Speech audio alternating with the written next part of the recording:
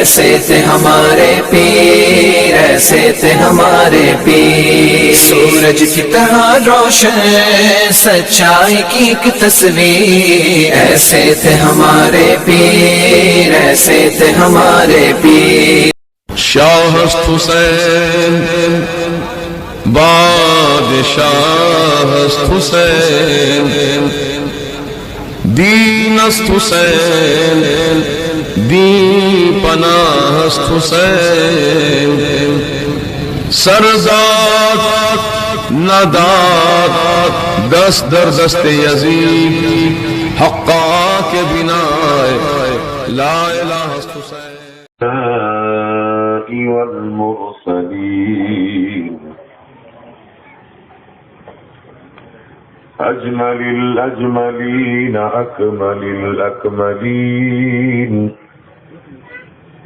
جد الحسن والحسين، مولانا ومولى الثقلين،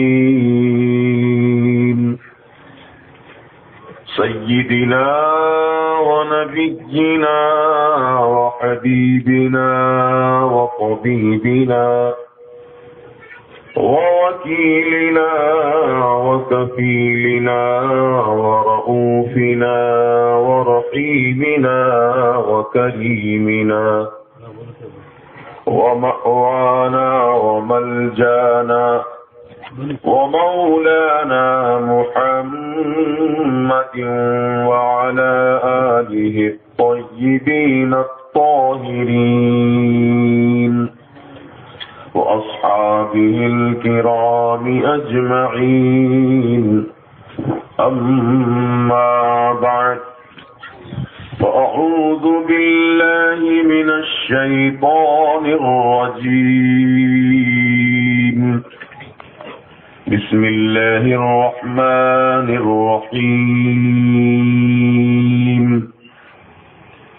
ولا تقولوا لمن يقتل في سبيل الله أموات، بل أحياء ولكن لا تشعرون، صدق الله العظيم، وبلغنا رسوله النبي الأمين المتين الكريم۔ معزز سادات کرام، بزرگان دین، نوجوانان اہل سنت، پردہ نشین خواتین اسلام، آئیے ہم سب مل کر عقیدت و محبت کے ساتھ گنبد خضرا کی طرف لو لگا کر نورانی سنہری جالیوں کا تصور نگاہوں میں بسا کر اس گنبد خضرا میں جلوہ فرما آقا و مولا مدنی دلہا تاجدار عرب و عجم صاحب لطف و کرم، بے کسوں کے کس بے سہاروں کے سہارا، بے بسوں کے بس بے چاروں کے چارہ، انی سے بے کساں چارہ سازے درد منداں، سیاح لامکاں ناگش ہفت آسماں، عرب کے سورج عجم کے چاند، اللہ کے پیارے ٹوٹے ہوئے دلوں کے سہارے، حسنین کریمین کے نانا جن کے قربان سارا زمانہ، حضور احمد مصطفیٰ محمد مصطفیٰ صلی اللہ تعالی علیہ وآلہ وسلم کی بارگاہ بے کس پناہ میں ہدیہ درود و سلام پیش کریں۔ اللہم صلی علی سیدنا محمد حبیبنا و نبینا و مولانا محمد کما تحب و ترضى، الصلاة والسلام علیک یا سیدی یا حبیبی یا رسول اللہ صلی اللہ تعالی علیہ وسلم۔ آج محرم الحرام کی 10 تاریخ، جس کو ہم اور آپ یوم عاشورہ کے نام سے جانتے ہیں، یہ تاریخ عالم میں یوم عاشورہ بے مثال ہے، عظمت و برکت والا دن ہے، اور اس مبارک دن میں ایسے عجیب و غریب واقعات رونما ہوئے کہ آج تک عقل انسانی اس پر دنگ اور حیرت زدہ ہے۔ مثلا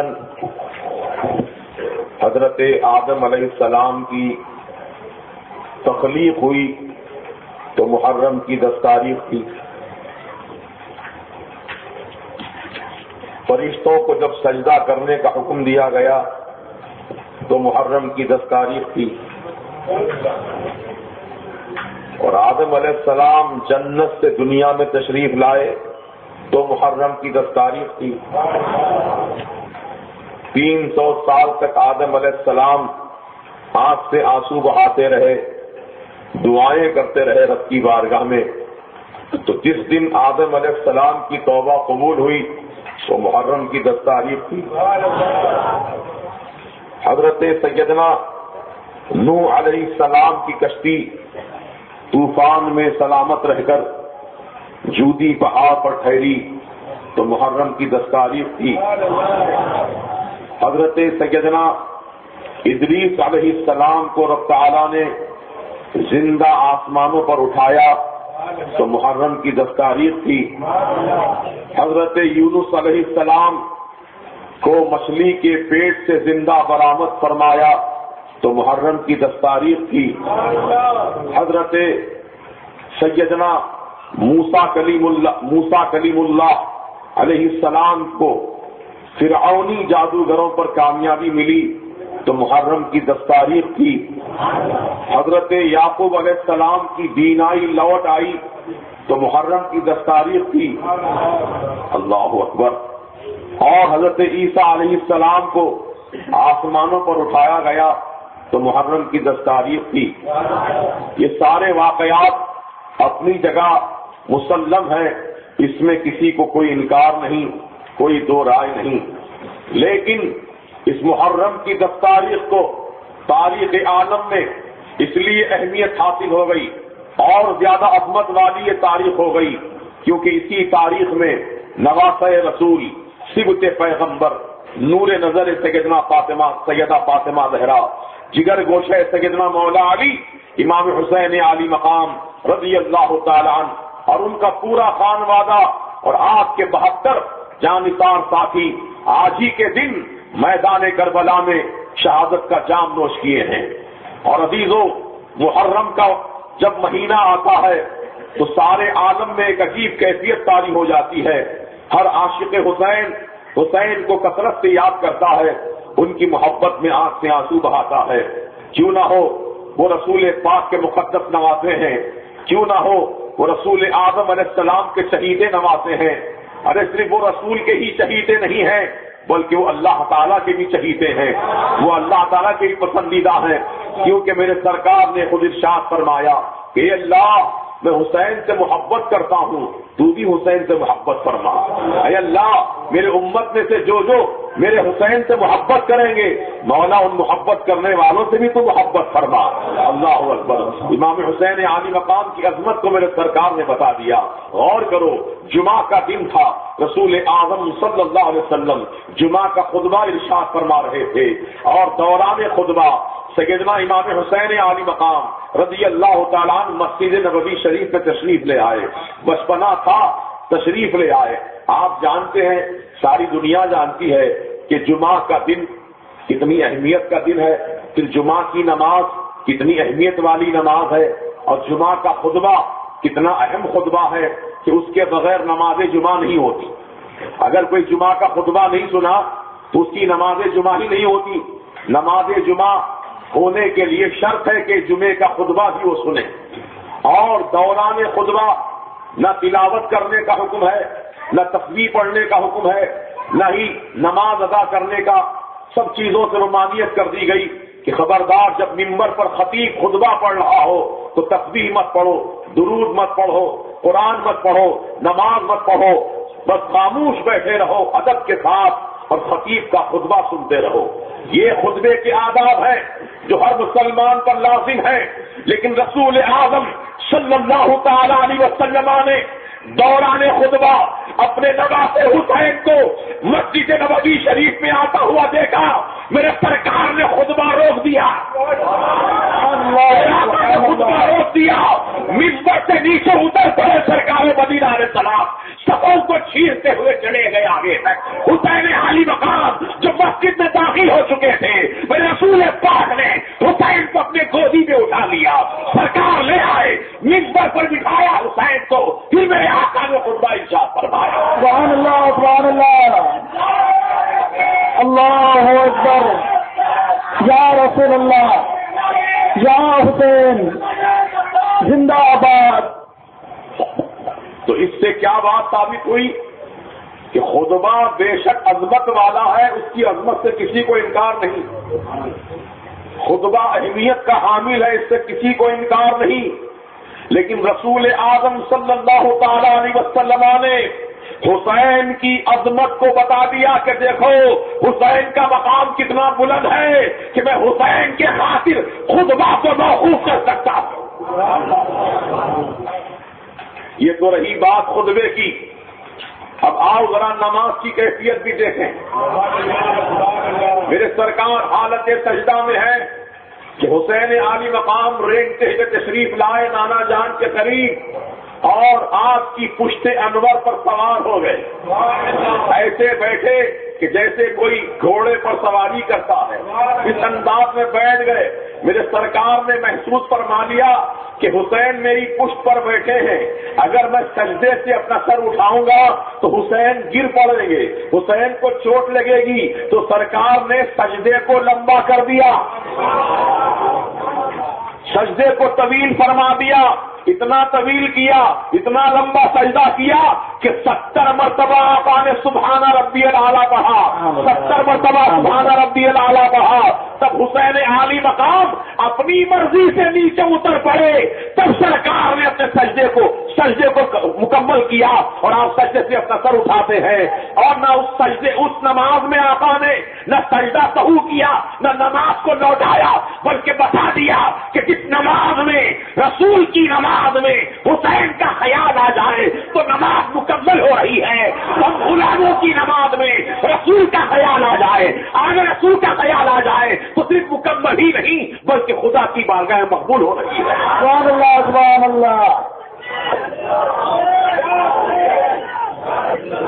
یہ بات میں اس لیے عرض کر رہا ہوں کیونکہ ان وہابی بدبختوں نے لکھا اپنی کتابوں میں کہ نماز کی حالت میں رسول کا خیال لانا اس سے نماز فاسد ہو جاتی ہے، اور رسول کا نماز میں خیال لانے سے بہتر کسی گدھے گھوڑے کا خیال لانا اچھا ہے. یہ وہابیوں نے لکھا ہے. اللہ اکبر. لکھنے والے کا نام اسماعیل دہلوی، کتاب کا نام ہے تقویت الایمان. اس کتاب کے اندر یہ جملہ لکھا ہے کہ نماز میں رسول کا خیال آ جائے تو نماز فاسد ہو جاتی ہے، نماز ٹوٹ جاتی ہے، اور اس رسول کے خیال لانے سے بہتر کسی گدھے گھوڑے کا خیال لانا اچھا ہے. تو تم کو گدھا گھوڑا مبارک اور ہم کو رسول اور رسول کی آل مبارک. تم گدھے گھوڑے کا خیال کرو، ہم نبی اور آل نبی کا خیال کر کے نماز پڑھیں گے، کیونکہ ہمیں حکم ہے. یہ فتاوی شامی جو مشہور و معروف مستند کتاب ہے فقہ حنفی کی، اس شامی نام کی کتاب میں مسئلہ لکھا ہے کہ جب رسول پاک کی بارگاہ میں تم سلام عرض کرتے ہو السلام علیکہ ایھا النبی ورحمۃ اللہ وبرکاتہ، تو یقین کرو کہ نبی ہماری جان سے زیادہ قریب ہے، اور نبی کو ہم تصور کر کے یہ سلام پیش کر رہے ہیں. تو نبی کو حاضر جان کر سلام پیش کرنا وہ تمہاری نماز مکمل ہونے کی دلیل ہے. تو الحمدللہ ہم سنی جنتی مسلمان اپنی نمازوں کو اس طرح ادا کرتے ہیں کہ ہماری نماز میں رسول کا بھی خیال آتا ہے اور آل رسول کا بھی خیال آتا ہے. سبحان اللہ سبحان اللہ. تو رسول اعظم صلی اللہ علیہ وسلم کی دشمنی ان کے دلوں میں ایسی ہے کہ یہ رسول کا خیال لانے سے ان کی نماز ٹوٹ جاتی ہے. تو سوچو ذرا امام حسین عالی مقام رضی اللہ تعالیٰ عنہ رسول اعظم علیہ السلام کی پشت انور پر سوار ہیں تو حضور نے سجدے کو لمبا فرما دیا. تو نماز میں حسین کا خیال کیا نا رسول نے؟ بولو کیا کہ نہیں کیا؟ تو رسول کی نماز مکمل ہو گئی. نہ سجدہ سہو کیا نہ نماز کو لوٹایا. جب رسول کی نماز میں حسین کا خیال آئے تو رسول کی نماز مکمل ہو رہی ہے، تو ہم غلاموں کی نماز میں رسول کا خیال آئے تو نماز کیسے فاسد ہو جائے گی؟ ذرا انصاف کی بنیاد پر سوچئے. بہرحال نبی پاک صلی اللہ تعالی علیہ وسلم نے بتا دیا حسین کی عظمت کو کہ میں حسین کے خاطر خطبے کو موقوف کر سکتا ہوں، حسین کے خاطر اپنی نماز کو لمبا کر سکتا ہوں. سبحان اللہ، یہ حسین کا مقام ہے. میرے سرکار نے تبھی تو فرمایا ان الحسن والحسین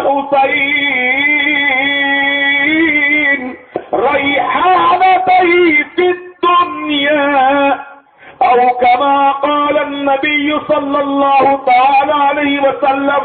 ہمارے آپ کے آقا سید عالم صلی اللہ تعالی علیہ وسلم نے ارشاد فرمایا کہ حسن اور حسین یہ دونوں میرے لاڈلے نواسے، یہ جنت کے دو پھول ہیں دنیا میں میرے لیے. سبحان اللہ سبحان اللہ. حضور نے کیسی ان کی عظمت بیان فرمائی ہے، پھول فرمایا ان کو. اسی لیے آقا حسنین کریمین کو قریب کر کے سونگھا کرتے تھے اور فرماتے تھے جنت کی خوشبو آ رہی ہے. سبحان اللہ، جنت کی خوشبو آ رہی ہے. اور سرکار نے بھی تو ارشاد فرمایا ان الحسن والحسین سیدا شباب اہل الجنہ او کما قال النبی صلی اللہ تعالی علیہ وسلم. اے ایمان والو سنو سنو، رسول پاک کا فرمانے بھی شان سنو. آقا فرماتے ہیں کہ بے شک حسن اور حسین یہ دونوں کے دونوں جنتی جوانوں کے سردار ہیں. سبحان اللہ سبحان اللہ. جنت کے یہ حقدار بھی ہیں اور جنتی جوانوں کے سردار بھی ہیں. اللہ اکبر. جنت گویا ان کے ٹھیکے میں دے دی گئی ہے، جنت کے مالک و مختار ہیں. اسی لیے تو ہمارے اعلیٰ حضرت مجدد دین و ملت، کنز الکرامت، جبل الاستقامت، سمندر علم و حکمت، امام عشق و محبت، امام احمد رضا فاضل عجم و عرب علیہ رحمت و رضوان نے ارشاد فرمایا خالق کل نے آپ کو مالک کل بنا دیا. خالق کل نے آپ کو مالک کل بنا دیا. دونوں جہاں ہیں آپ کے قبضہ و اختیار میں. سبحان جس اللہ کو جو چاہے عطا فرما دے رسول، جس کو جو چاہے عطا فرما دیں. سرکار دو عالم علیہ السلام کو اللہ تعالیٰ نے مالک جنت بنا دیا ہے. خالق جنت اللہ تعالیٰ ہے تو مالک جنت پیارے مصطفیٰ ہیں صلی اللہ علیہ وسلم. اور رسول پاک علیہ السلام نے اپنے دونوں نواسوں کو فرمایا کہ جنتی جوانوں کے سردار ہیں. کتنی عظمت کو بتایا. اور رسول اعظم صلی اللہ علیہ وسلم نے حسنین کریمین کی محبت کو اپنی محبت فرمایا. فرماتے ہیں سرکار کہ جس نے حسن اور حسین سے محبت کی اس نے مجھ سے محبت کی، اور جس نے ان سے بغض رکھا، بغض کے معنی کینہ، حسد، جلن، دشمنی، جس نے ان سے دشمنی رکھا اس نے مجھ سے دشمنی رکھا. اب وہ دشمنی کہاں تک جا رہی ہے؟ رسول فرماتے ہیں کہ جس نے مجھ سے دشمنی رکھا اس نے اللہ سے دشمنی کیا. جس نے حسنین کریمین سے محبت کی اس نے مجھ سے محبت کی، اور جس نے مجھ سے محبت کی اس نے اللہ سے محبت کی. تو حسنین کریمین کی محبت رسول کی محبت، رسول کی محبت اللہ تعالیٰ کی محبت ہے. یہ جدا نہیں ہے، یہ تسلسل ہے محبت کا. لہذا اہل بیت اطہار کی عظمت اور ان کی محبت کو دل میں بٹھا کر رکھو، کیونکہ یہ سرمایہ ہے ہماری نجات کا.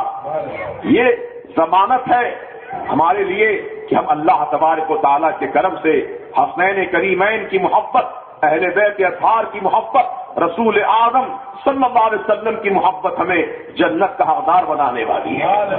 لہذا ہم ایسی پاکیزہ شخصیتوں سے ہمیشہ محبت رکھیں.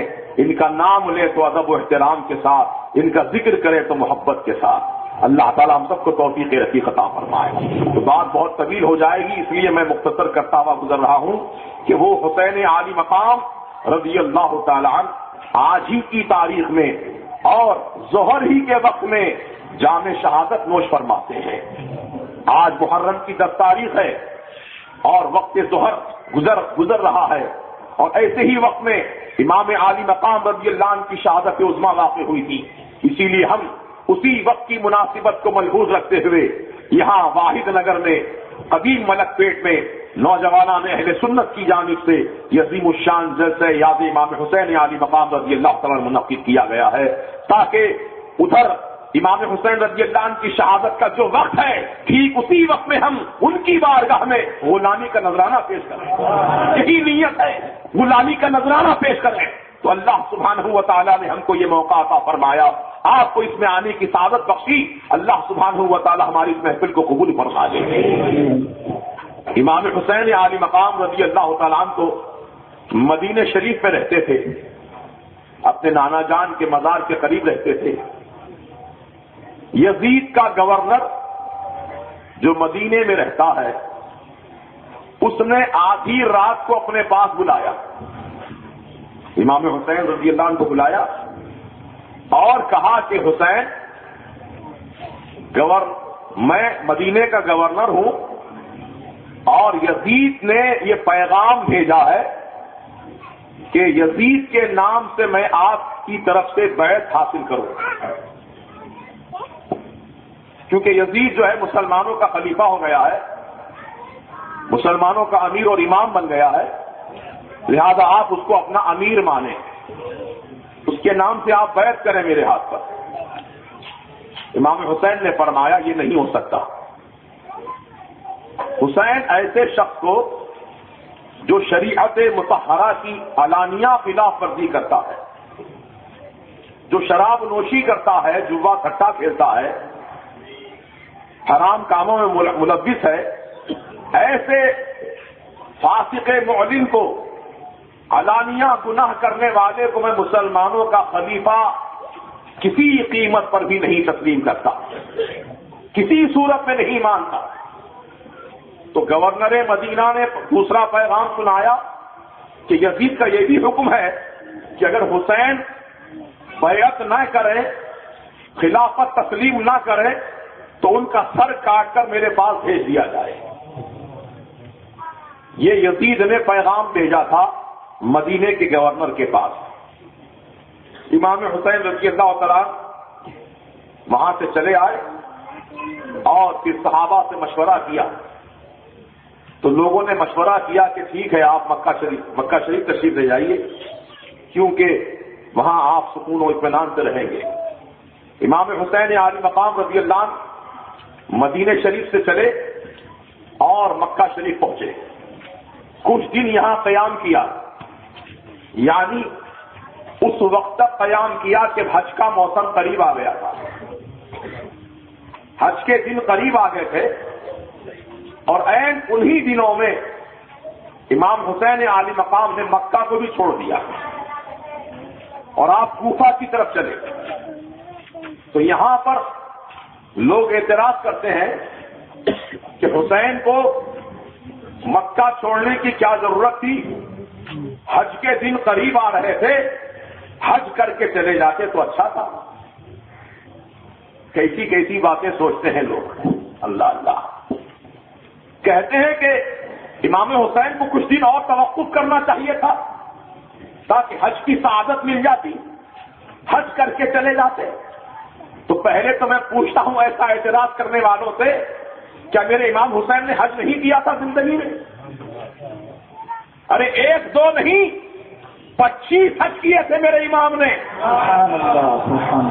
25 حج کیے تھے. تم تو سواریوں پہ بیٹھ کے جاتے ہو، میرے امام حسین نے پیدل حج کیے تھے. سبحان اللہ.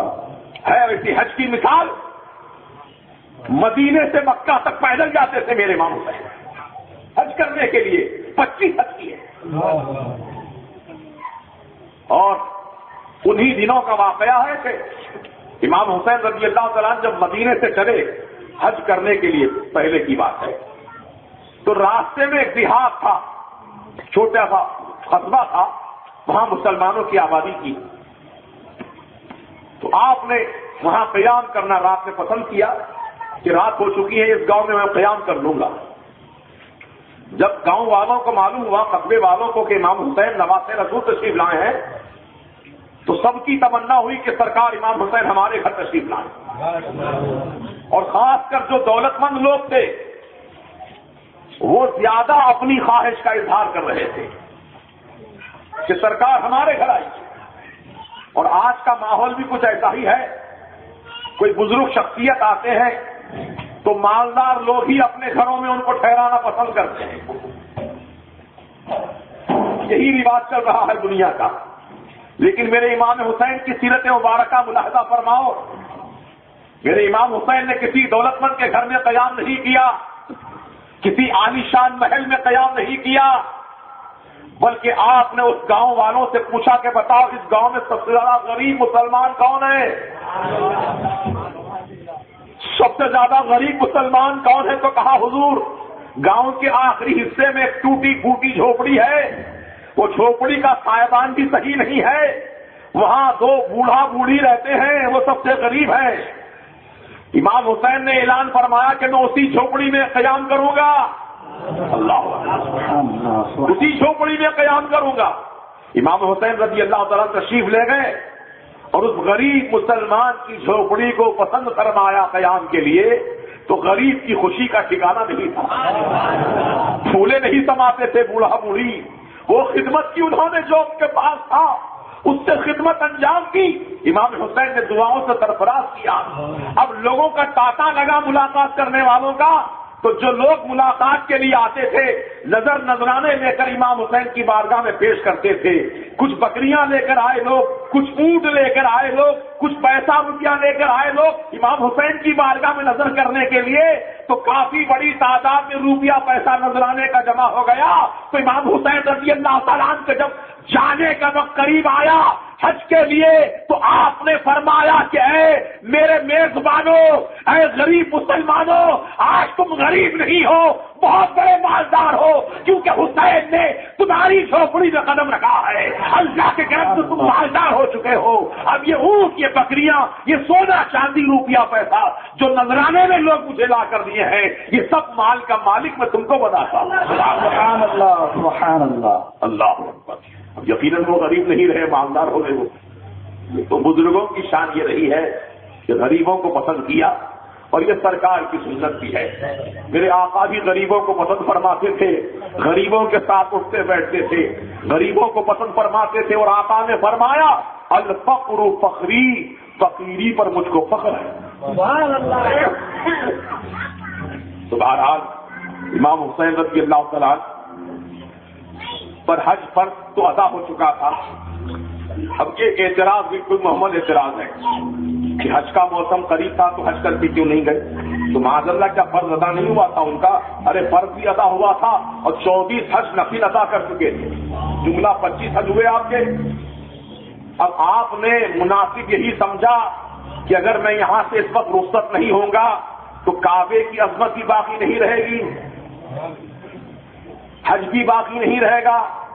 یزید پلیت تو ایسا پروگرام بنایا ہے، ایسا منصوبہ بنایا ہے کہ دین اسلام کو برباد کر دیا جائے، دین اسلام کو تباہ کر دیا جائے، کعبے کی عظمت کو تار تار کر دیا جائے، گنبد خضرا کے جمال کے تقدس کو پامال کر دیا جائے۔ ایسا منصوبہ تھا یزید پلیت کا۔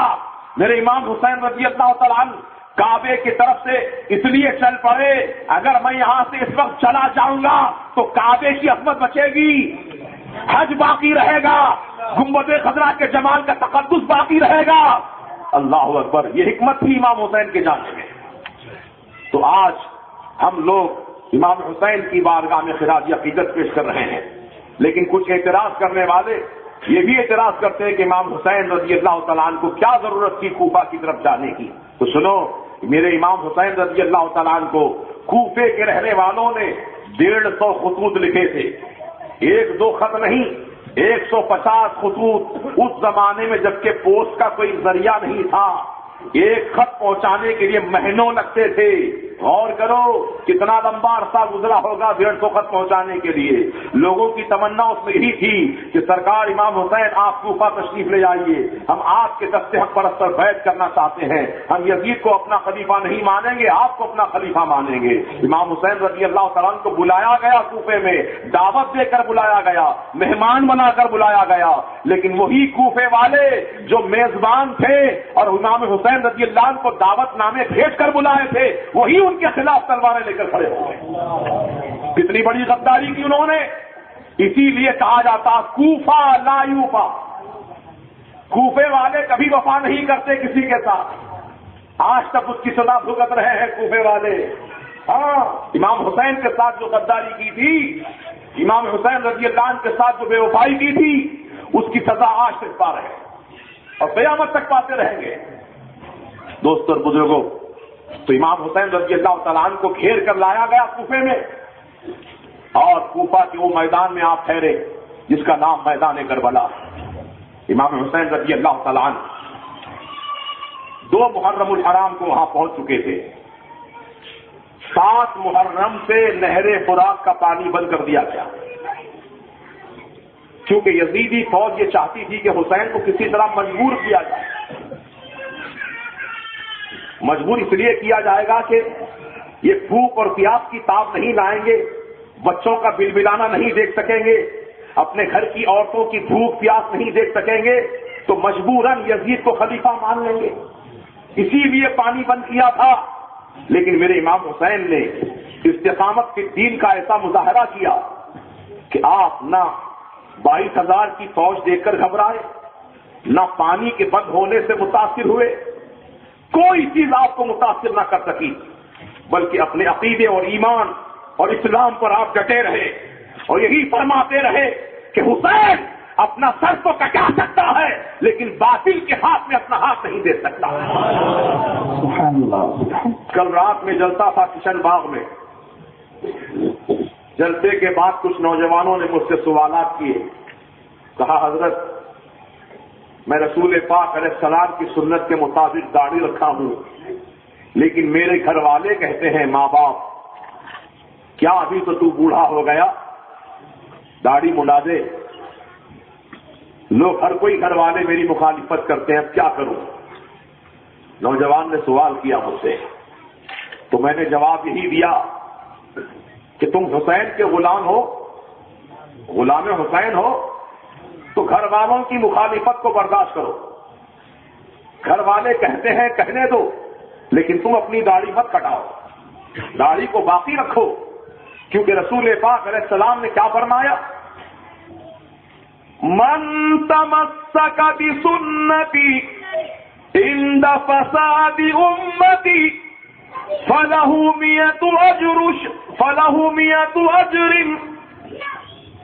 اللہ کے رسول علیہ السلام فرماتے ہیں کہ جو میری ایک سنت کو مضبوطی سے پکڑے رہا, جبکہ لوگ سنت کو مذاق اڑا رہے ہیں, سنت کو برا جان رہے ہیں, سنت کے خلاف بکواس کر رہے ہیں, ایسے نازک وقت میں جو میرا امتی ایک سنت کو مضبوطی کے ساتھ تھامے رکھا, من تمسک بسنتی عند فساد امتی, جبکہ امت میں فساد پھیلا ہوا ہے, یعنی لوگ تنقید کر رہے ہیں, تبصرے کر رہے ہیں, مخالفتیں کر رہے ہیں, اس ماحول میں جو میری سنت کو پکڑے رکھا, فلہ اجر مئۃ شہید, اس کے لیے 100 شہیدوں کا ثواب ہے. سبحان اللہ. سبحان 100 اللہ. شہیدوں کا ثواب ہے. صحابہ کرام نے پوچھا یا رسول اللہ صلی اللہ تعالی علیہ وسلم, ایک شہید, وہ شہید کتنا عظیم ہوتا ہے کہ اپنا گلا خدا کی راہ میں کٹاتا ہے, خون بہاتا ہے, جسم کے ٹکڑے ہوتے ہیں, ایک شہید کو کتنا ثواب ملتا ہے. آقا آپ فرماتے ہیں 100 شہیدوں کا ثواب ایک سنت پر عمل کرنے والے کو.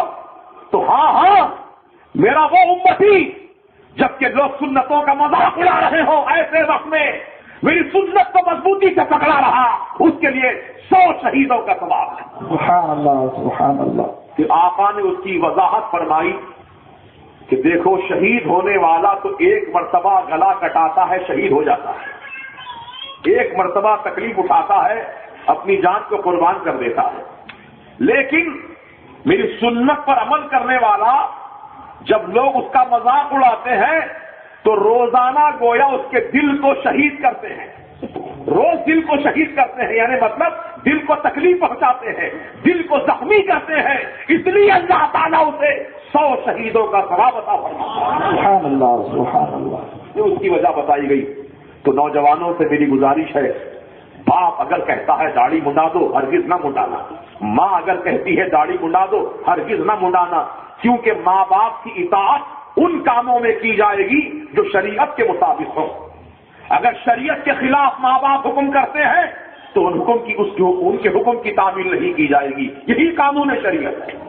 جیسا کہ ایک صحابی ایمان لے آئے تو ان کی بوڑھی ماں کو معلوم ہو گیا کہ میرا بیٹا ایمان لے آیا ہے، تو انہوں نے اپنے بچے کو بلا کر کہا، ارے اپنا دین چھوڑ دیا، تو مذہب کفر کا دامن چھوڑ کر تو مذہب اسلام کو تھام لیا؟ تو بیٹے نے کہا، ہاں ماں، میں نے مذہب اسلام کے اندر سچائی دیکھی ہے، میں نے حقانیت دیکھی ہے، میں نے صداقت دیکھی ہے اسلام کے اندر، محمد عربی کے اندر، اس لیے میں نے ان کا دامن کرم پکڑ لیا ہے۔ تو ماں نے کہا کہ لات و عزا کی قسم، میں اس وقت تک کھانا نہیں کھاؤں گی، اس وقت تک پانی نہیں پیوں گی جب تک تو اسلام نہیں چھوڑ دیتا۔ کس نے حکم دیا؟ یہ ماں نے حکم دیا بیٹے کو۔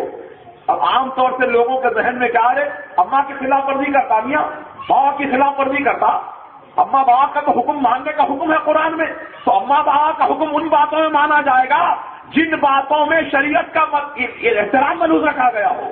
اگر ماں باپ خود شریعت کے خلاف حکم کرتے ہیں بیٹے کو اپنے، تو اس حکم کی تعمیل نہیں کی جائے گی، حکم کی تعمیل نہیں کی جائے گی۔ یہی اللہ کا مرضی ہے، یہی رسول کی مرضی ہے۔ تو اس ماں نے اپنے بیٹے سے کہا کہ بیٹا اسلام چھوڑ دے، پھر اپنے پرانے مذہب میں لوٹا۔ تو بیٹے نے ایک نہ سنی، کہا میں کھانا نہیں کھاؤں گی اس وقت تک۔ تو بیٹے نے کہا بھوکی مر جا، مجھے کوئی مطلب نہیں تجھ سے، بھوکی مر جا، تڑپ تڑپ کر، تو مجھے کوئی مطلب نہیں تجھ سے۔ چنانچہ ایک دن بھوکی رہی، 2 دن بھوکی رہی، 3 دن بھوکی رہی، بے صاف ہو گئی اور کھانا کھا گئی اور کہنے لگی، بیٹے اسلام میں آ کر کیا سچائی ہے کہ تو میری بات کی بھی تو نے پرواہ نہیں کی؟ تو کہا اماں، اسلام کا وہ حکم ہے، اسلام کی وہ تعلیمات ہے جس کے اندر نورانیت ہے، جس میں صداقت ہے، جس میں حقانیت ہے، میں اس سے بے پرواہ نہیں ہو سکتا، بے تعلق نہیں ہو سکتا۔ تو اس مذہب اسلام سے وہ بوڑھی ماں بھی وابستہ ہو گئی۔ سبحان اللہ سبحان بیٹے کی استقامت دیکھ کر ماں بھی اسلام سے وابستہ ہو گئی۔ تو عزیزو معلوم یہ ہوا کہ اسلام کی تعلیمات کے خلاف اگر ماں باپ بھی حکم دیتے ہیں تو اس کی حکم کی تعمیل نہیں کی جائے گی۔ تو نوجوان بچوں کو خدا را ماں باپ سے میری گزارش ہے، ایسی باتیں نہ کرو کہ داڑھی منڈا دو، کرتا پائجامہ مت پہنو، پینٹ بو شرٹ پہنو، مسجد کے ملا دکھ رہے ہو، مفتی دکھ رہے ہو۔ ارے نوجوان بچے، یہی تو عمر ہے سنورنے کی، یہی تو عمر ہے سدھارنے کی، یہی تو عمر ہے ان کو سنورنے کی۔ لہذا نوجوان بچے جن کے چہروں پر سنت مصطفیٰ ہے، قابل مبارکباد ہے۔ جو اسلامی طریقے پر عمل پیرا ہے وہ قابل مبارکباد ہے۔ یقین جانو اللہ تم سے راضی ہے، اللہ کے رسول تم سے راضی ہے۔ تم زمانے کی پرواہ نہ کرنا، زمانے کی پرواہ نہ کرنا۔ امام حسین عالی مقام رضی اللہ تعالی عنہ یزید کے خلاف اسی لیے آواز اٹھائے تھے کہ یزید شریعت مطہرہ کی خلاف ورزی کرتا تھا۔ امام حسین نے اس کو خلیفہ ماننے سے انکار کر دیا اور کہا کہ میں جان دے دوں گا لیکن تجھے خلیفہ نہیں مانوں گا۔ چنانچہ 7 محرم سے آپ پر پانی بند کیا گیا، آپ کو مجبور کیا جا رہا تھا، لیکن میرے امام حسین مجبور نہیں، مختار ہیں۔ ارے سیدنا اسماعیل علیہ السلام بچپن میں روتے روتے جہاں ایڑی گھس دیے تھے وہاں سے زمزم شریف نکل گیا۔ سبحان اللہ سبحان اللہ۔ حضرت اسماعیل علیہ السلام کون ہے؟ یہ سیدنا ابراہیم علیہ السلام کے شہزادے ہیں۔ جب ان کی ایڑیوں میں اتنا کمال ہے کہ زمین پر ایڑی کھس دے تو پانی کا چشمہ اگل پڑے، یہ تو نواسہ رسول ہے۔ کربلا کی زمین پر میرے امام حسین ٹھوکر مار دیتے، قسم خدا کی پانی کا چشمہ وہاں سے جاری ہو جاتا ہے۔ سبحان اللہ سبحان اللہ۔ یا رسول اللہ، یا رسول اللہ، یا حسین، یا जाते हैं। سبحان اللہ وہ مجبور نہیں تھے، وہاں تو امتحان دینا مقصد تھا، اللہ کی مرضی پر راضی رہنا تو مقصد تھا۔ آج کے دور کے وہابی کہتے ہیں رسول اللہ کو اختیار نہیں ہے، حسین کو بھی کسی بات کا اختیار نہیں ہے، اگر اختیار رہتا تو حسین کو قربانی سے بچا لیتے، حسین کے بچوں کو بچا دیتے۔ دیکھو نہیں بچا سکے، معلوم ہوا حضور کو اختیار کچھ بھی نہیں ہے، اختیار ہوتا تو قربانی سے بچا لیتے تھے، شہادت سے بچا لیتے تھے۔ اس طرح کی بات کرتے ہیں وہابی لوگ، لیکن سن لو وہابیو، میرے رسول مجبور نہیں ہے، مختار کل ہے اللہ کی طرف سے، اور رسول پاک نے اپنے اختیار ہی سے حسین کو قربانی کے لیے پیش کیا۔ سبحان اللہ سبحان اختیار اللہ ہے رسول کا، اس میں مجبوری نہیں، اختیار ہے رسول کا۔ کیسے اختیار ہے آپ بتاتا ہوں۔ جب امام حسین پیدا ہوئے تھے، سیدنا جبریل امین رسول کی بارگاہ میں حاضر آئے، سلامت کیا اور پیغام الہی سنایا کہ یا رسول اللہ، اللہ تبارک و تعالیٰ نے آپ کو سلام فرمایا ہے اور آپ کو اس بات کا اختیار دیا ہے آپ کو اس بات کا کہ آپ نواسے کو بچا لیں، امت کو قربان کر دیں، یا امت کو بچا لیں، نواسے کو قربان کر دیں۔ آپ کے اختیار کی بات ہے رسول، آپ جو فیصلہ فرما دیں اللہ تعالیٰ اس فیصلے سے راضی ہے۔ تو رسول پاک کو بتاؤ اختیار دیا گیا کہ نہیں؟ لیکن رسول پاک علیہ السلام ہم غلاموں سے ایسے چاہنے والے، ہم غلاموں سے ایسی محبت فرمانے والے، میرے رسول نے فرمایا جبریل میں اپنی امت کو تباہ ہوتا ہوا نہیں دیکھ سکتا، اپنی امت کو برباد ہوتا ہوا نہیں دیکھ سکتا، اپنی امت کی سلامتی کے لیے، اپنی امت کی حفاظت کے لیے، اپنی امت کی تقدیر سنارنے کے لیے اپنے پیارے لاڈلے حسین کو میں قربان کرنا پسند کروں گا، لیکن میری امت کو تباہ ہوتا ہوا میں دیکھنا پسند نہیں کر سکتا۔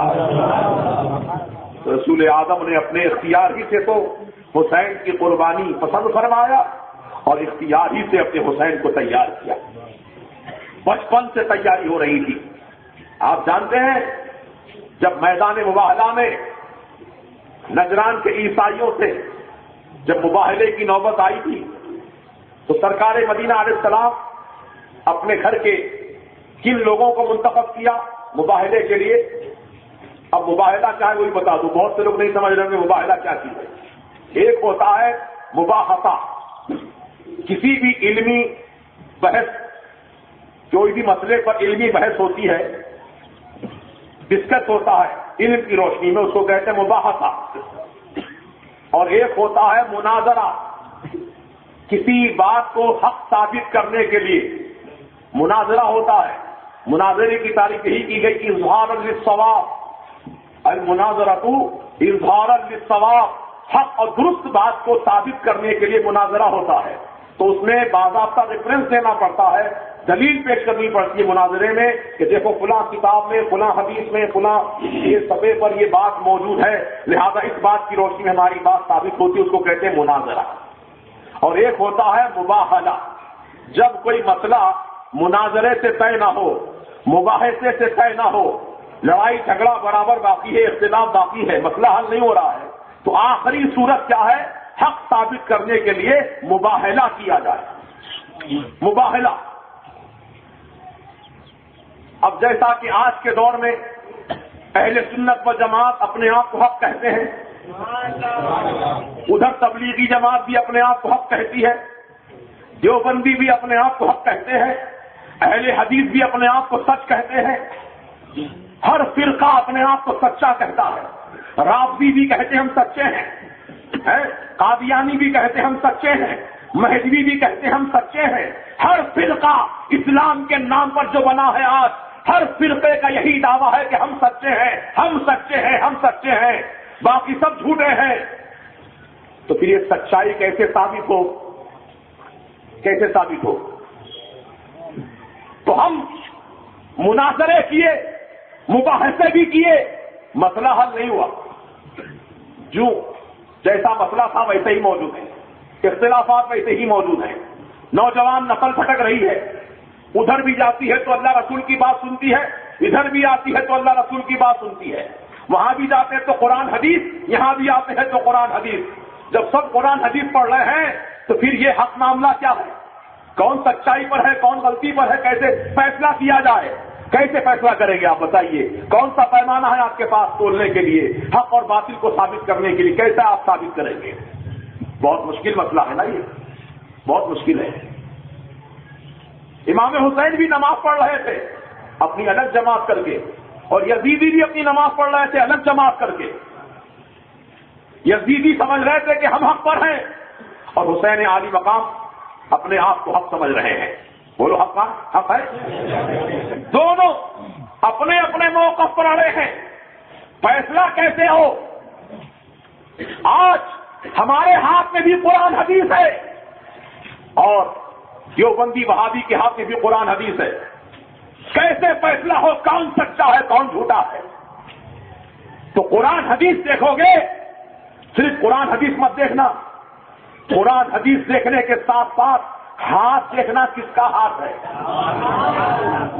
کس کے ہاتھ میں حدیث ہے، کس کے ہاتھ میں قرآن ہے، حسینی ہے کہ یزیدی؟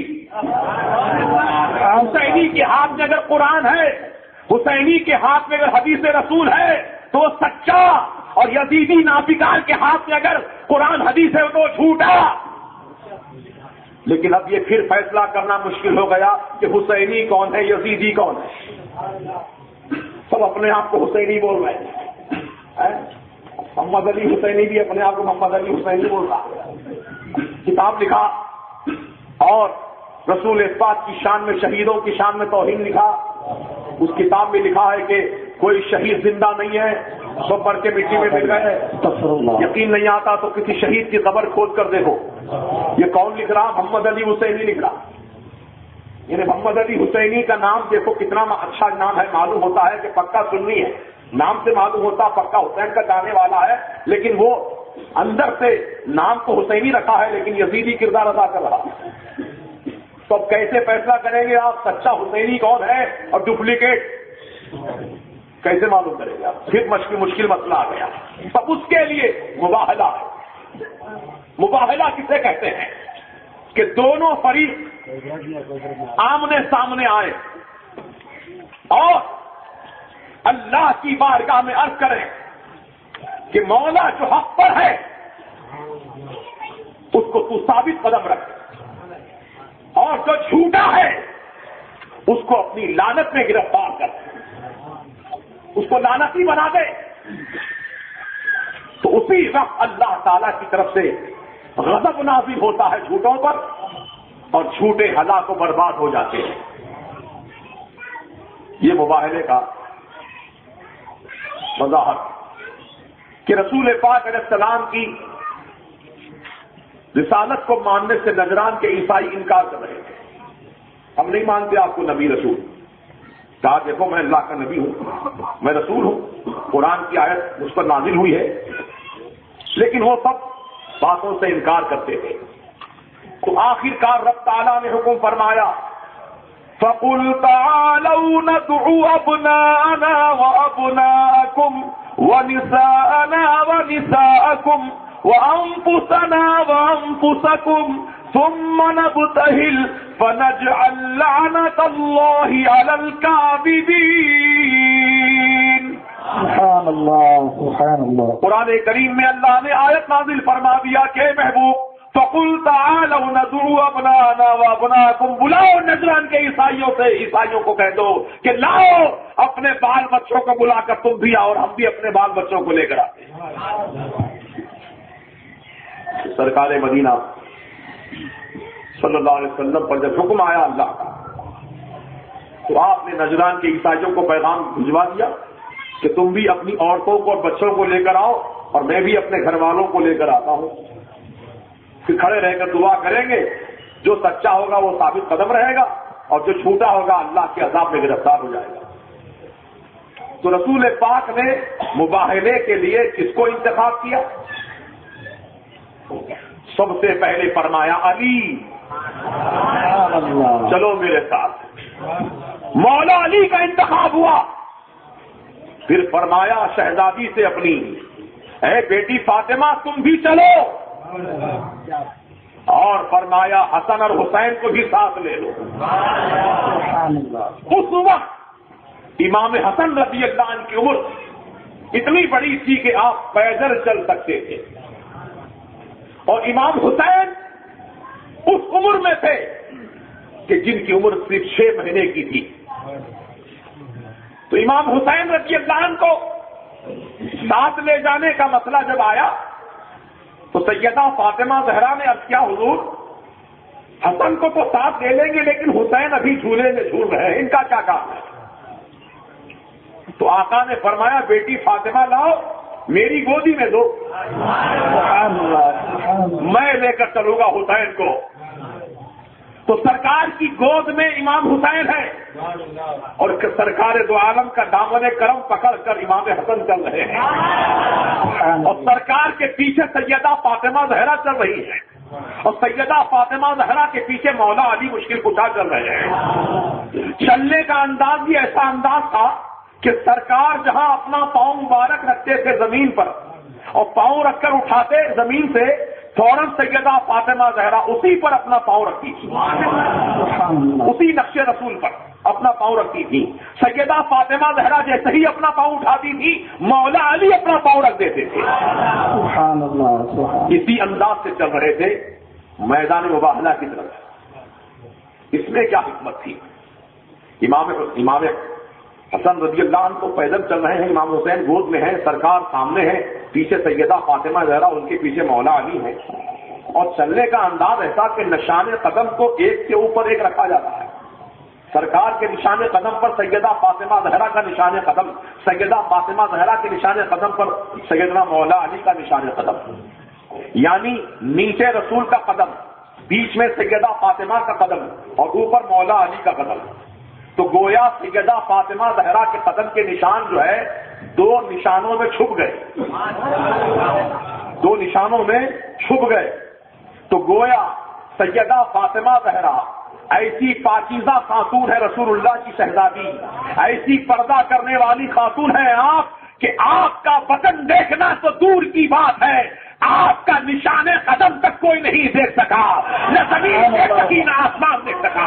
ایسی پردہ والی تھی آپ کہ آپ نے وصیت فرمائی تھی کہ جب میرا انتقال ہو جائے تو دن کے اجالے میں میرا جنازہ نہ اٹھانا بلکہ رات کی تاریکی میں جنازہ اٹھانا تاکہ میرے جنازے پر کسی غیر مرد کی نگاہ نہ پڑنے پائے. ایسا پردہ تھا. آج سیدہ فاطمہ زہرا کے نام لینے والیوں سے میں کہتا ہوں کہ تمہارا پردہ آج کیسے ہو گیا؟ برقعے تو ہیں بدن پر لیکن برائے نہ، نیچے سے پورا برقع کھلا، اوپر سے چہرہ کھلا، بال پورے نظر آ رہے ہیں برقعے کے اندر سے، اور ہاتھ پاؤں بھی نظر آ رہے ہیں، آنکھیں بھی نظر آ رہی ہیں. یہ برقع کیسا برقع ہے؟ یہ برقع ادھورا ہے، اس میں پردہ مکمل نہیں ہے. بلکہ مکمل پردہ یہ ہے عورت کا کہ سر کے بالوں سے لے کر پاؤں کے ناخن تک وہ چھپی رہے. صرف حالت نماز میں جب وہ نماز ادا کر رہی ہے اس وقت اپنے دونوں ہاتھ کے گھٹے، دونوں پاؤں اور اپنا چہرہ وہ کھول سکتی ہے نماز کی حالت میں. اور نماز کی حالت جب نہ ہو تو پورے بدن کو اٹھا کے رکھے جب وہ باہر نکل رہی ہو. اور گھر کے اندر بھی ہے تو اپنے سر کو اٹھا کے رکھے اور اپنے سر کو ہمیشہ چھپائے رکھے، کیونکہ رسول پاک علیہ الصلوۃ والسلام نے عورتوں کے لیے سر کے بالوں کو چھپانا لازم قرار دیا ہے. اگر نماز کی حالت میں عورت کے سر کے بال اگر نظر آ گئے کہ اتنی باریک اوڑھنی پہن کر نماز پڑھ رہی ہے عورت کہ سر کے بالوں کا کالا پن وہ کپڑے کے اندر سے چمک رہا ہے تو اس کی نماز ہی نہیں ہوئی، اس کی نماز ہی نہیں ہوئی، اس کو نماز لوٹانا پڑے گا. موٹا کپڑا باندھو سر کے اوپر تاکہ بالوں کی چمک کپڑے کے اندر سے ظاہر نہ ہونے پائے. لباس ایسا پہنو کہ بدن جو ہے کپڑے کے اندر سے ظاہر نہ ہونے پائے. یہ پردہ ہے سیدہ فاطمہ زہرا کا کہ نشان قدم بھی کوئی نہیں دیکھ سکا. اللہ اکبر. تو عزیزو اب یہ کرنا چاہتا تھا کہ امام حسین کو سرکار گود میں اٹھا کر لے جا رہے ہیں، 6 مہینے کے شہزادے کو مباہلے کے میدان میں جا رہے ہیں، حقانیت ثابت کرنے جا رہے ہیں، سچائی ثابت کرنے جا رہے ہیں. تو یہ معاملہ یہ ہے کہ جب سرکار وہاں پہنچ گئے اور ادھر سے نجران کے عیسائی لوگ بھی اپنے بال بچوں کو لے کر آ گئے، جب دیکھا رسول پاک کا چہرہ، جب دیکھا امام حسین کا شگفتہ چہرہ، جب دیکھا حسن مشتبہ کا لڑکپن، جب دیکھا سیدنا مولا علی کا نورانی چہرہ، تو نجران کے عیسائی آپس میں ایک دوسرے کے کانا پھوسی کرنے لگے کہ دیکھو یہ کتنے چہرے چمکدار چہرے ہیں، کتنے روشن چہرے ہیں، یہ جھوٹے لوگوں کے چہرے ایسے چمکدار نہیں ہو سکتے، جھوٹے لوگوں کے چہرے ایسے چمکدار نہیں ہو سکتے، یہ سچے لوگ ہیں، لہذا اگر یہ بددعا کر دیں گے مباہلے کے لیے تو پھر روئے زمین پر عیسائی نام کا کوئی آدمی باقی نہیں رہے گا، بغیر مباہلہ کیے کہ یہاں سے بھاگ چلو، سلامتی ہماری اسی میں ہے۔ چنانچہ وہ لوگ آپس میں مشورہ کر کے بغیر مباہلہ کیے کہ وہاں سے بھاگ گئے، اور اللہ تعالیٰ نے حق ثابت فرما دیا کہ حق کیا ہے، حق ثابت فرما دیا حق کیا ہے۔ تو اب یہاں واقعہ میں نے اس لیے پیش کیا کہ سرکار اسلام کی سچائی کو ثابت کرنے کے لیے اپنی گود میں 6 مہینے کے حسین کو لے کر جا رہے ہیں۔ کیا مطلب ہے لے جانے کا؟ تو گویا رسول پاک اپنے نواز حسین کو یہ تربیت دے رہے ہیں کہ بیٹے حسین، ایک وقت ایسا آئے گا، میرے دنیا سے پردہ کرنے کے بعد ایک وقت ایسا آئے گا کہ تمہاری گود میں بھی 6 مہینے کا علی اصغر ہوگا، اور اسلام کی حقانیت کو ثابت کرنے کے لیے، اسلام کی حفاظت کے لیے میدان جنگ میں جانا پڑا تو 6 مہینے کے بچے کو لے کر چلے جانا، یہ خیال نہ کرنا کہ 6 مہینے کا بچے کا وہاں کیا کام ہے۔ اور ہوا بھی ویسے ہی کہ جب میرے امام حسین کربلا کی دھرتی پر پہنچے تو امام حسین کے شہزادے، سب سے چھوٹے شہزادے جن کا نام سیدنا علی اصغر رضی اللہ تعالیٰ عنہ ہے، ان کی عمر شریف صرف 6 مہینے کی تھی، 6 مہینے کی عمر تھی۔ اللہ اکبر۔ حضرت علی اکبر جو بڑے شہزادے تھے 18 سال کے تھے، حضرت امام قاسم رضی اللہ تعالیٰ عنہ 17 سال کے تھے۔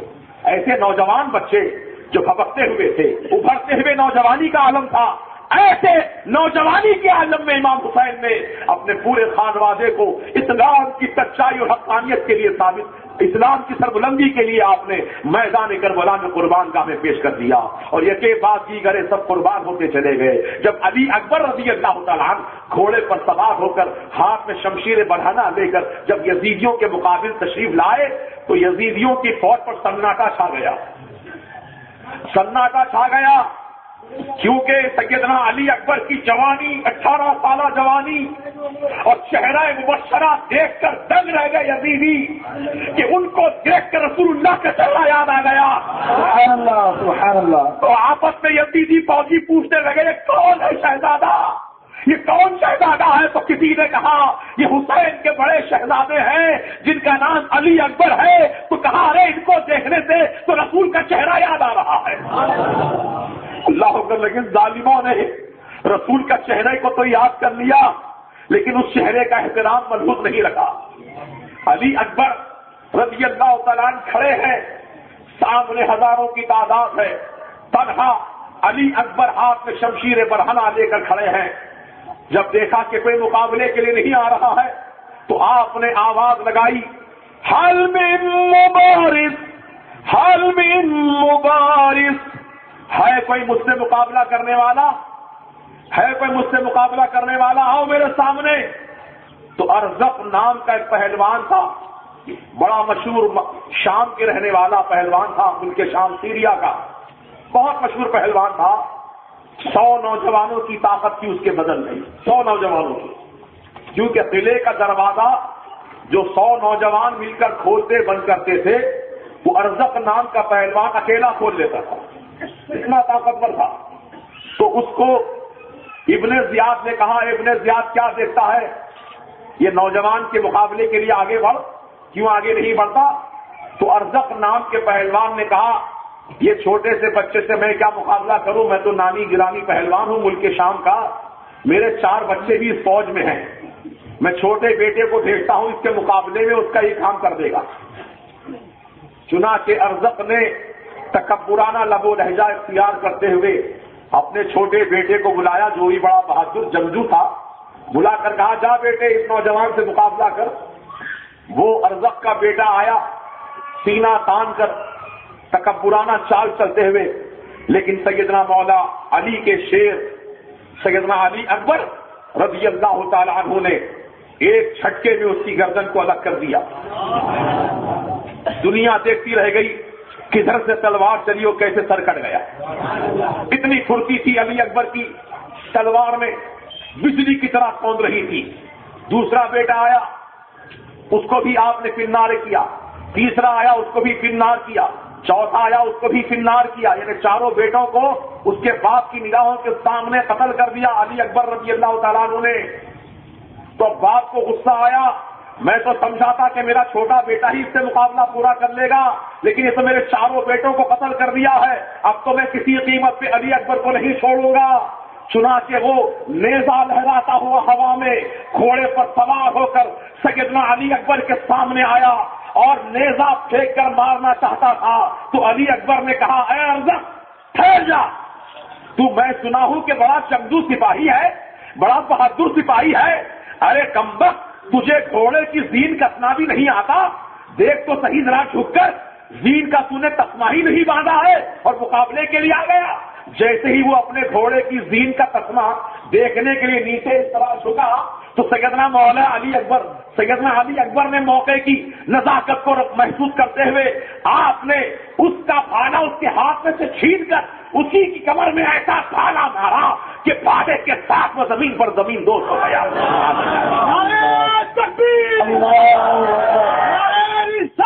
یا رسول اللہ, یا حسین, یا حسین, زندہ باد, زندہ باد. علی اکبر کے بازوؤں میں کیسی قوت تھی, غور کرو. جب کہ 3 دن کے بھوکے پیاسے ہیں تو معلوم ہوا ایمان والا اگر بھوکا پیاسا رہے تو کچھ فرق نہیں پڑتا ہے, بلکہ ایمان والے کی روحانی طاقتیں اور بڑھ جاتی ہیں. سبحان اللہ, سبحان اللہ.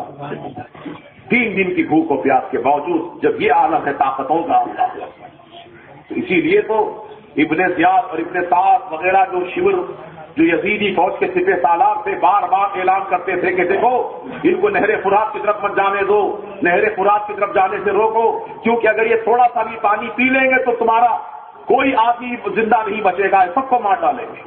ایسا ان کا یقین تھا, اس لیے پانی کی طرف جانے ہی نہیں دیتے تھے. یہاں تک کہ سیدنا عباس علمبردار رضی اللہ تعالیٰ جو امام حسین رضی اللہ تعالیٰ کے چچا زاد بھائی ہیں, وہ آپ پانی لینے کی نیت سے مشکیزہ ہاتھ میں لے کر چلے. کہاں؟ نہر فرات کی طرف مقابلہ کرتے ہوئے چلے. جو سامنے آیا اس کو کاٹتے چلے گئے, یہاں تک کہ آپ نے اپنا گھوڑا نہر فرات کے اندر اتار دیا. حضرت عباس علمبردار نے اپنا گھوڑا نہر فرات میں ڈال دیا. گھوڑا بھی 3 دن کا بھوکا پیاسا تھا. حضرت عباس علمبردار بھی 3 دن کے بھوکے پیاسے تھے. پانی لینے کے لیے آئے تھے بی بی سکینہ کے لیے. امام سیدنا علی عباس رضی اللہ تعالیٰ عنہ نے اپنی چلو میں پانی لیا اور نیت کی کہ میں کم از کم پانی پی لوں, اپنی پیاس بجھا لوں. تو پانی میں سیدہ سکینہ کا چہرہ نظر آ گیا. یعنی آپ نے محسوس کیا کہ میری بھتیجی پیاسی رہ جائے اور میں پانی پی لوں, نہیں, اس کا نام ایثار نہیں ہے. میں پانی نہیں پیوں گا. اے نہر فرات گواہ رہنا, میں نے تیرا پانی نہیں پیا ہے کہہ کر آپ نے واپس پانی ڈال دیا نہر فرات میں. گھوڑا بھی پیاسا تھا, گھوڑے کے منہ کے قریب پانی تھا. جب دیکھا کہ میرا سردار جب پانی نہیں پی رہا ہے تو میں کیسے پانی پی لوں. جانور بھی ان کے وفادار تھے. سبحان اللہ. حضرت عباس علمبردار مشکیزے میں پانی بھر لیا, اپنے کھاندے پر ٹانگ لیا, گھوڑا دوڑاتے ہوئے باہر نکلے. تو یزیدی نافقاروں نے کہا کہ دیکھو یہ پانی اگر حسین کے خیمے میں پہنچ گیا تو سب پانی پی کر دم تازہ ہو جائیں گے اور تمہاری فوج کا کوئی آدمی کو زندہ نہیں چھوڑیں گے. چنانچہ عباس علمبردار کو پانی لے کر خیمے تک پہنچنے مت دو. چنانچہ چاروں طرف سے حملہ ہوا. ایک یزیدی نافقار آیا, عباس علمبردار کے ایک بازو پر حملہ کیا, ایک ہاتھ کٹ گیا عباس علمبردار کا. آپ نے مشکیزے کو دوسرے ہاتھ میں تھام لیا, دوسرے ہاتھ پر بھی وار ہوا, دونوں ہاتھ کاٹ دیے ظالموں نے. عباس علمبردار نے دانتوں سے مشکیزہ پکڑ لیا. جب دانتوں میں مشکیزہ پکڑ لیا تو تیروں کی بوچھار کر دی. تو تیروں کی بوچھار سے مشکیزے پر جب آ کر تیر لگا تو پورا پانی بہ گیا. حضرت عباس علمبردار کے بازو کٹ گئے اور وہ وہیں پر شہید ہو گئے. انا للہ و انا الیہ راجعون. یہ ظلم کی انتہا نہیں ہے تو اور کیا ہے. یہ کلمہ پڑھنے والے لوگ تھے, یہ نماز پڑھنے والے لوگ تھے, یہ قرآن کے ماننے والے لوگ تھے، یہ اللہ رسول کا نام لینے والے لوگ تھے جو رسول کی آیت پر اس طرح کا ظلم و ستم ڈھا رہے تھے۔ تو غور کرو مسلمانوں، اللہ تبارک و تعالیٰ جب کسی کو شقی بنا دیتا ہے، شقاوت جس کے قسمت میں لکھ دی جاتی ہے، تو ایسے ہی وہ ظالمانہ حرکتیں کیا کرتا ہے۔ امام حسین رضی اللہ تعالیٰ عنہ کہ پورے خیمے میں صبر و سکون کا ماحول ہے، لیکن 6 مہینے کے علی اصغر وہ بلک رہے ہیں، چھوٹا بچہ ہے، رو رہے ہیں، پیاس لگی ہے، ماں کے سینے میں دودھ بھی نہیں ہے کہ بچے کو پلا دیں۔ میرے امام حسین رضی اللہ تعالیٰ عنہ کی خدمت میں باندی نے لا کر بچہ پیش کیا، کہا حضور لے جائیے، بچے کو دکھا کر تھوڑا سا پانی مانگ لیجیے، شاید یہ بچے کو دیکھ کر کسی کو رحم آ جائے گا، کوئی پانی کی چند بوندیں بچے کے حلق میں ڈال دے گا۔ امام حسین رضی اللہ تعالیٰ عنہ خود سے نہیں گئے، اس کے کہنے پر تشریف لے گئے۔ بہرحال آپ نے اپنی گود میں بچے کو لیا اور کوفے کے بیچوں میدان کربلا کے بیچوں بیچ پہنچ گئے اور فرمایا کہ اے کوفے والوں، دیکھو یہ میرا سب سے چھوٹا بیٹا ہے علی اصغر، جب مدینے سے چلا تھا تو اس کا چہرہ گلاب کے پھول کی طرح کھلا ہوا تھا، لیکن یہ مسافرت اور دھوپ کی شدت نے اس کے چہرے کو کھبلا دیا ہے۔ دیکھو ذرا اس کے ہونٹوں کو دیکھو، ہونٹوں پر پپڑی جم گئی ہے، اس کی زبان سوکھ کر کانٹا ہو گئی ہے، اس کے حلق میں تھوک بھی نہیں آتا ہے کہ تھوک نکل کر اپنی پیاس کو بجھا لے، اپنے حلق کو تر کر لے۔ میں وعدہ کرتا ہوں جو میرے بچے کے حلق میں چند قطرے پانی کے ڈال دے گا، میں وعدہ کرتا ہوں کہ نانا جان کے ہاتھ سے اس کو کوثر کا جام پلاؤں گا۔ ہے تمہیں کوئی ایسا سخی جو میرے بچے کی پیاس کو بجھا دے؟ تو پانی مانگا تھا میرے حسین نے، لیکن ہرملا نام کا یزیدی ناپکار تیر کمان پہ چڑھایا، جو زہر میں بجھا ہوا تیر تھا، وہ تیر چڑھایا اور نشانہ باندھا اور تیر کو چھوڑ دیا۔ تیر سنسناتا ہوا فضاؤں کو چیرتا ہوا آنن فانن آیا، حضرت علی اصغر کے اس حلقوم میں دھس گیا اور حلقوم سے پار ہو کر امام حسین کے سینے میں لگ گیا، یعنی حلق سے نکل کر امام حسین کے سینے میں لگ گیا تیر۔ کتنی زور سے بھیگا تیر اس نے، کتنی تیزی سے بھیگا تیر کہ حلق چھیدتا ہوا تیر امام حسین کے سینے میں لگ گیا۔ میرے امام حسین نے جب تیر کو پکڑ کر کھینچا ہے، اللہ اکبر، ذرا غور کرو، تیر کی 2 نوکیں ہوتی اس طرح نکلی ہی نہیں، وہ جب اندر چلی جاتی ہے تیر کی نوکیں تو اتنی تکلیف نہیں ہوتی جاتے وقت، جب اس کو واپس نکالا جاتا ہے تو گوشت کو پھاڑتا ہوا تیر نکلتا ہے۔ تو جب بچے کے حلق سے میرے امام نے جب تیر کو پکڑ کر کھینچا ہوگا، کیا حال ہوا ہوگا؟ اللہ اکبر، میرے امام حسین کیا صبر دیکھو۔ میرے امام حسین نے اپنے بچے کی لاش کو اس طرح ہاتھوں پر بلند کیا، رب کی بارگاہ میں عرض کیا، مولا تو نے ایک علی اصغر مجھ کو عطا کیا تھا جو میں نے تیری راہ میں قربان کر دیا، اے پاک پروردگار عالم، اگر تو مجھے 1000 علی اصغر بھی عطا فرماتا تو میں یقیناً تیری بارگاہ میں سب یکے بعد دیگر قربان کرتا چلا جاتا۔ امام حسین کا ایسا صبر تھا کہ اپنے بچوں کی قربانی دے رہے ہیں لیکن پیشانی پہ بل نہیں آ رہا ہے، زبان پہ ہر پہ شکایت نہیں آ رہی ہے، اللہ کی بارگاہ میں یہ نہیں کہہ رہے مولا میرے ساتھ ایسا تو کیوں کر رہا ہے۔ ہمارے پاس اگر کوئی ایک سے دوسری مصیبت آ جائے تو آدمی پریشان ہو کر کہنے لگتا ہے کہ اللہ تعالیٰ کو میں ملا، معاذ اللہ ایسے جملے کہہ دیتا آدمی بے صبری میں، اللہ تعالیٰ میرے ہی گھر میں مصیبتیں کیوں بھیج رہا ہے، کون سے جرم کی سزا دے رہا ہے، کون سا معاملہ مجھ سے ہو گیا پتا نہیں، کون سی خطا کی اللہ مجھے سزا دے رہا ہے، ایسے جملے آدمی کہتا ہے اللہ کی بارگاہ میں۔ خبردار خبردار، مصیبتوں پر صبر کرنا، صبر کرنے والوں کے لیے انعام یہ ہے کہ جو مصیبتوں پر صبر کرتے ہیں اللہ صبر کرنے والوں کے ساتھ ہے، اللہ صبر کرنے والوں کے ساتھ ہے۔ امام حسین عالی مقام رضی اللہ عنہ کی زبان پر کوئی شکایت نہیں ہے، بلکہ آپ کہتے ہیں مولا قربانی قبول فرما دے، انا للہ و انا الیہ راجعون پڑھتے ہیں کہ بے شک ہم سب اللہ ہی کے لیے ہیں، ہم سب کو اللہ ہی کی طرف لوٹ کر جانا ہے۔ قصہ مختصر یہ، جب سب شہید ہو گئے امام حسین رضی اللہ عنہ تنہا بچے ہیں اور آج کے بیمار صاحبزادے جن کا نام حضرت زین العابدین رضی اللہ تعالیٰ عنہ ہے وہ سلامت ہیں۔ وہ جب امام حسین خیمے کے اندر گئے سب کو آخری نصیحت فرمانے کے لیے تو امام سیدنا زین العابدین رضی اللہ عنہ کھڑے ہو گئے اور کہنے لگے ابا جان میں ابھی زندہ ہوں، مجھے آپ اجازت دیجیے میدان جنگ میں جانے کی۔ جیسے علی اکبر شہید ہو گئے، علی اصغر شہید ہو گئے، قاسم شہید ہو گئے، وہب بن عبداللہ شہید ہو گئے، عمر شہید ہو گئے، میں اسی طرح میں بھی شہید ہو جانا چاہتا ہوں۔ تو امام حسین نے فرمایا کہ نہیں، اللہ کی مرضی یہ ہے کہ تم زندہ رہو، کیونکہ सैयदों की नस्ल तुम्ही से तो दुनिया में फैलेगी, रसूल पाक का सिलसिला तुम्ही से दुनिया में जारी होगा।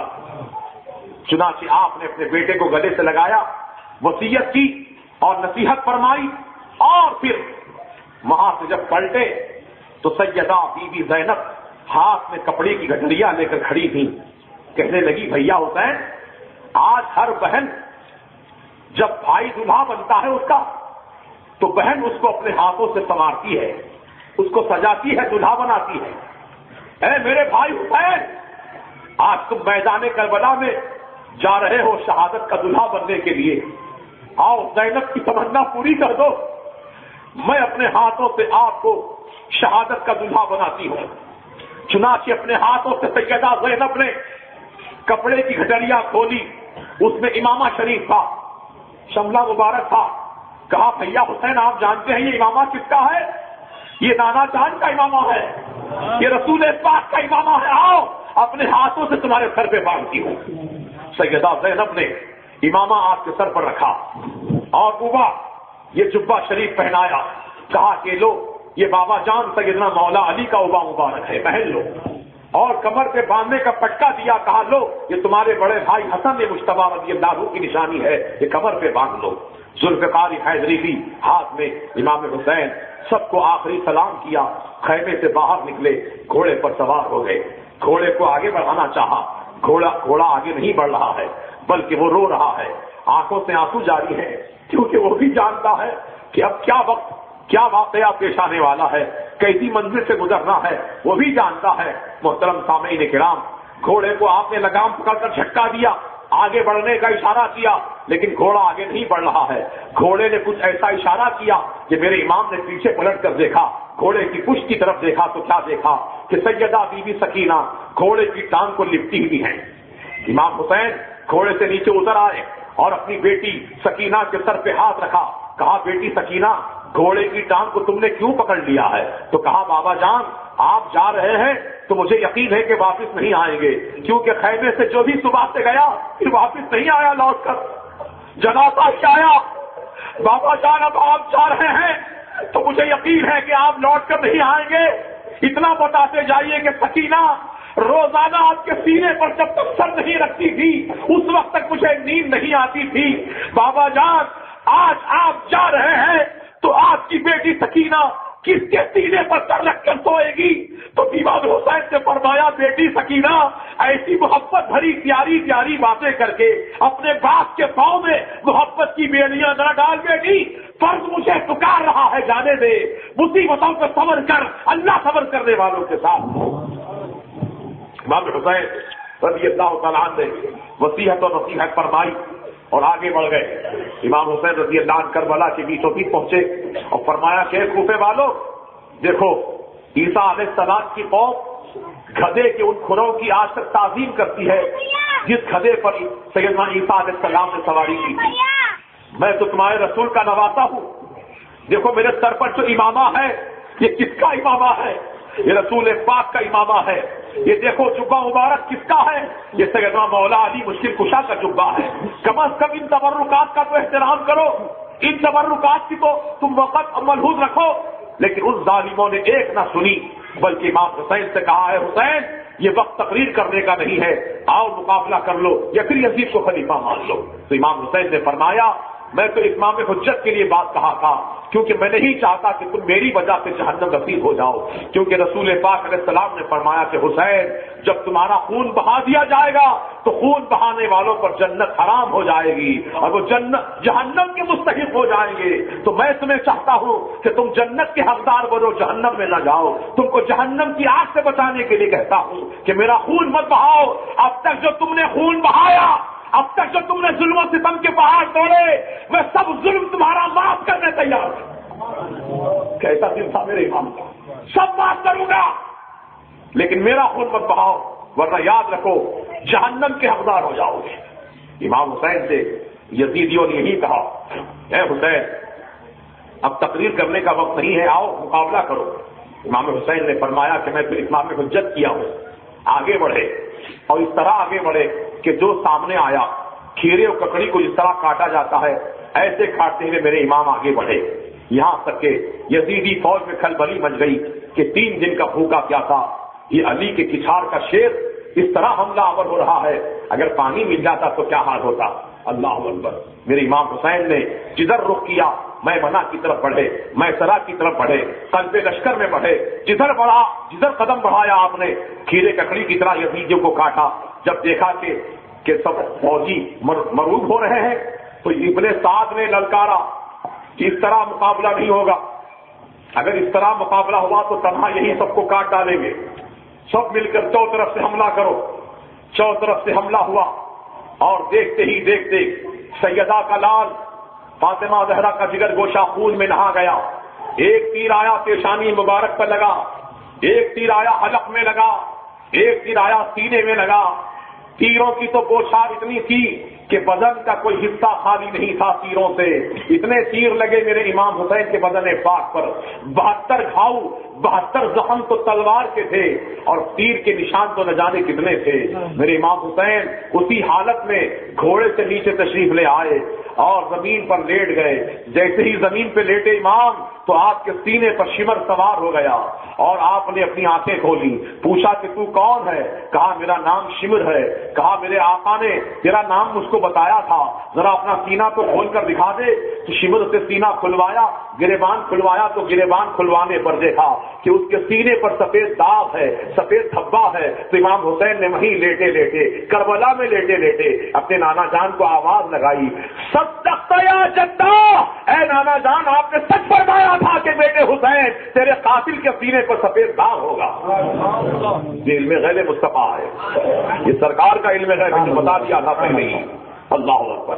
پھر میرے امام حسین نے فرمایا کہ اے شمر آج کون سا دن ہے رے؟ کہا آج جمعہ کا دن ہے۔ وقت کون سا ہے؟ کہا نماز جمعہ کا وقت ہے۔ اے ظالم، میرے نانا جان کی امت کے خطیب ممبروں پر کھڑے ہوں گے، مسجدوں میں خطبہ جمعہ پڑھ رہے ہوں گے اور نبی اور آل نبی کی بارگاہ میں درود و سلام پیش کر رہے ہوں گے، اور تو ان کی آل کے سینے پر بیٹھا ہے۔ ہٹ جا ظالم، مجھے بھی خدا کی بارگاہ میں نماز ادا کرنے دے۔ میرے امام نے اپنے سینے سے ہٹایا، امام حسین کھڑے ہو گئے، اٹھ کر رخ کیا کعبۃ اللہ کی طرف اور نماز کی نیت کی اور تکبیر تحریمہ کہا، اللہ اکبر۔ کربلا کی دھرتی پر سناٹا چھا گیا۔ میرے امام حسین نے رکعت باندھی ہے، ثنا پڑھی، تعوذ پڑھا، تسمیہ پڑھا، سورہ فاتحہ کی تلاوت کی، ضم سورہ کیا، رکوع فرمایا، رکوع سے سیدھے کھڑے ہوئے، پھر پہلا سجدے میں سر رکھا۔ پہلے سجدے میں سر تھا کہ شمر نے آپ کو حالت سجدہ ہی میں آپ کی گردن مبارک پر تلوار کا ایسا وار کیا کہ ایک ہی وار میں میرے امام حسین کا سر اقدس تن اقدس سے جدا ہو گیا۔ انا للہ و انا الیہ راجعون۔ ظالم نے پوری نماز بھی نہیں پڑھنے دیا۔ پہلی رکعت کا پہلا سجدہ تھا کہ اسی حالت سجدہ میں شہید کر دیا امام حسین رضی اللہ عنہ کو۔ اتنا ہی بس نہیں کیا مسلمانوں، یہ ظالم یزیدی نافکار ایسے بدبخت سنگ دل تھے کہ میرے امام حسین کا سر مبارک الگ کرنے کے بعد ایک یزیدی نافکار آیا، امام حسین کے جسم سے کپڑے اتار دیا اور کچھ یزیدی فوج کے گھوڑ سوار دستہ آیا، میرے امام حسین کے لاش مبارک کو گھوڑوں سے کچلا گیا، گھوڑوں سے کچلا گیا۔ جب امام حسین کے بدن کو گھوڑوں کی ٹاپوں سے روزا جا رہا تھا تو سننے والوں نے سنا حسین کے بدن کی بوٹی بوٹی پکار رہی تھی، سبحان ربی الاعلی، سبحان ربی الاعلی، سبحان ربی الاعلی، سبحان ربی الاعلی۔ امام حسین کا جسم کچل دیا گیا اور میرے امام حسین کے سر کو زمین ظالموں نے نیزہ حلق میں چھپا کر اٹھا دیا۔ دیکھنے والوں نے دیکھا کہ امام حسین کی نگاہیں زمین کی طرف دیکھ رہی تھیں۔ کسی نے پوچھا کہ اے حسین، ہر مرنے والا اوپر دیکھتا ہے، تم نیچے کیا دیکھ رہے ہو؟ ہر مرنے والا جب مر جاتا ہے تو اس کی آنکھیں اوپر چڑھ جاتی ہیں، تم نیچے کیا دیکھ رہے ہو؟ تو کٹے ہوئے سر حسین سے آواز آئی کہ ظالموں نے مجھ کو پہلی رکعت کے پہلے سجدے میں شہید کر دیا، میں زمین کی طرف اس لیے دیکھ رہا ہوں کہ موقع مل جائے تو دوسرا سجدہ نفلیاں بھی ادا کر لوں تاکہ رکعت مکمل ہو جائے. نعرہ تکبیر یا رسول اللہ. اعلیٰ حضرت اعلیٰ حضرت یا حسین یا حسین. تو آج ہم اس عاشورہ کے موقع پر عہد کر کے یہاں سے اٹھیں کہ انشاءاللہ ہم غلام حسین ہیں, ہم حسین پاک کے چاہنے والے ہیں, ہم حسینی کردار کو زندہ کریں گے, ہم حسینی کردار کو زندہ کریں گے. جب نماز کا وقت آ جائے تو اللہ کی بارگاہ میں حاضر ہو جائیں گے, چاہے وہ میدان جنگ ہو, چاہے وہ کوہسار ہو, چاہے وہ پہاڑ ہو, دریا ہو کہ سمندر ہو, جنگل ہو کہ بیابان ہو, آبادی کے ہو ویرانہ, کوئی مقام ہو, خلوت ہو کہ جلوت ہو, کوئی مقام ہو, آ گیا اے لڑائی میں اگر وقت نماز, قبلہ روحوں کے زمین بوس ہوئی قوم حجاز, ایک ہی صف میں کھڑے ہو گئے محمود و ایاز, نہ کوئی بندہ رہا نہ کوئی بندہ نماز. یہ کیفیت ہر مسلمان کی ہونی چاہیے. اللہ کے دربار میں حاضر ہو جاؤ اور رب تعالیٰ کی بارگاہ میں نماز ادا کر لو, کیونکہ جو سر خدا کی بارگاہ میں جھکائے جاتے ہیں اللہ پاک ان سروں کو بلندی عطا فرماتا ہے. امام حسین نے اپنا سر سجدے میں کٹایا تھا, سر جھکا ہوا تھا خدا کی بارگاہ میں, آج کے سر کو جدا کر دیا. لیکن اللہ تعالیٰ کی شان کریمی دیکھو, جنہوں نے آپ کو شہید کیا تھا انہی کے ہاتھوں سے حسین کا سر کو بلند کروا رہا ہے, حسین کے سر کو بلند کروا رہا ہے. یہ حقانیت کی دلیل ہے. جو مقابلے میں جیت جاتا ہے لوگ اس کو خوشی سے اونچا اٹھا دیتے ہیں. تو امام حسین گویا شہید ہو کر کے جیتے ہیں, شہید ہو کر کے جیتے ہیں مقابلہ, کیونکہ مقصد یہی تھا حسین کا, سر کٹا دوں گا لیکن یزید کے ہاتھ میں ہاتھ نہیں دوں گا. آج کردار حسینی کو زندہ کرنے کی ضرورت ہے.